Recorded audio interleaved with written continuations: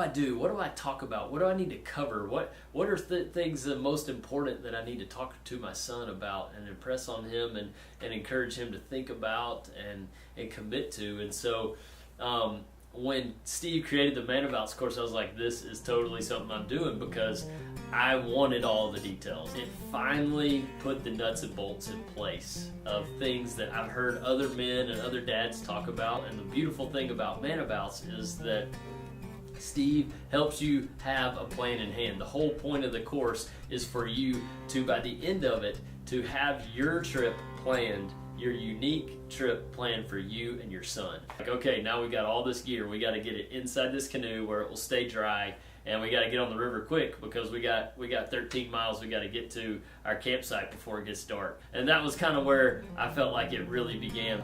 We got on the river and talking with Gaines about, hey man, you got to listen to me as we go. I don't know what we're going to encounter. Never been on this river before.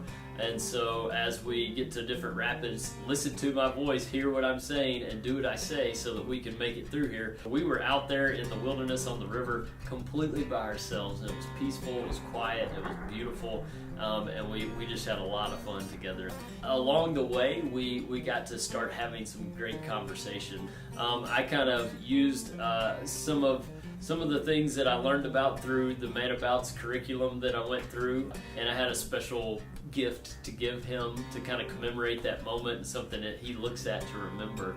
And that gift, it was a ring, and on that ring I had 27:17 kind of stamped on that ring. That comes from Proverbs 27:17, where it says, as iron sharpens iron, so one man sharpens another. Probably the most helpful thing that I saw throughout the whole trip was that Steve has recorded audio recordings of these little conversation starters. They're about 10 to 15 minutes long. It's like that iron sharpening iron, that other man and mentor helping drive home the things that I'm wanting to impress on my son. And so we listen to every single one of those, and then we talk about it. That's probably one of the most valuable things in the end, actually on the trip, that I was able to use as a tool and a resource. That final day, Gaines canoed us down the river. He was the guide, and if you were to ask him, was it difficult, he'd probably tell you that it wasn't as hard being in the back physically, but mentally it was much harder.